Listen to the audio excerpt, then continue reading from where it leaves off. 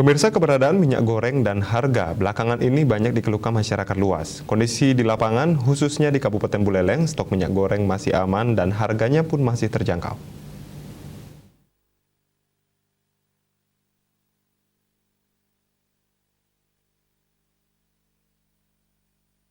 Dinas Perdagangan dan UMKM Kabupaten Buleleng Senin pagi melakukan pemantauan di beberapa toko, swalayan, pasar hingga distributor yang ada di beberapa wilayah Kabupaten Buleleng.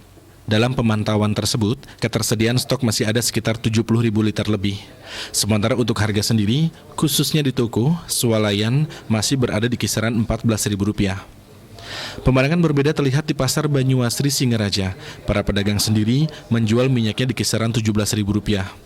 Hal tersebut dikarenakan para pedagang mengacu pada harga terdahulu pada saat keberadaan minyak goreng langka, sehingga barang yang dimiliki saat ini belum diretur ke distributor. Meskipun harganya menyentuh harga Rp17.000, para pedagang ini tidak memaksakan konsumen untuk membelinya, meskipun di toko dan swalayan berada di bawah harga para pedagang. Tapi itu udah tergantung konsumennya juga, kadang ada yang berani masih beli daripada minyak curah, kan mahal juga minyak curahnya masih. Mending pakai yang udah bilang berani dia. Kayak hotel-hotel tuh udah beli yang segalon tuh 5 literan, mau dia yang harga masih ada.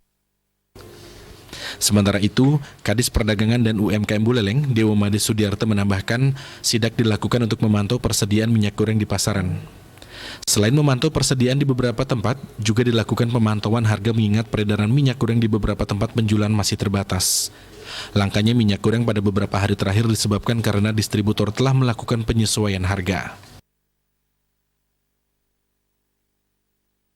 Stok-stok yang sebelumnya yang ada di pedagang tradisional di pasar, termasuk juga di sub-sub distributor, nah ini masih dalam proses rafaksi harga ya. Jadi nanti ada proses rafaksi harga yang sudah didata detail oleh distributor, agen dan sub-sub distributor, masuk koordinasi dengan pedagang, dan nanti itu akan diselesaikan oleh distributor, tentunya koordinasi dengan produsen.